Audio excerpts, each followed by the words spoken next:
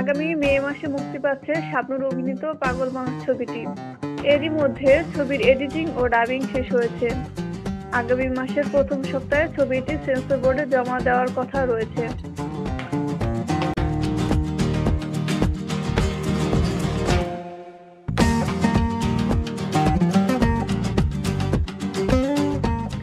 মে মাসে ছবিটি মুক্তির লক্ষ্য নিয়ে কাজ চলছে বলে জানান পরিচালক বদিউল আলম খোকন।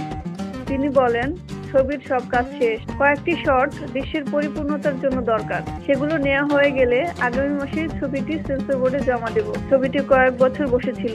ছবির গল্প অনেক সুন্দর বলে দাবি করেন পরিচালক খোকন।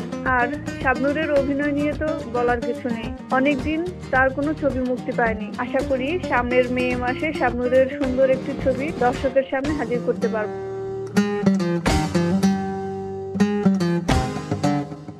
রূপালী জগৎ ও অভিনয় দুটি থেকেই অনেকদিন দূরে সরেছিলেন জনপ্রিয় অভিনেত্রী শাবনূর। তবে দীর্ঘ বিরতির পর অর্ধ সমাপ্ত চলচ্চিত্র পাগল মানুষ দিয়েই আবারও বড় পর্দায় ফিরছেন তিনি।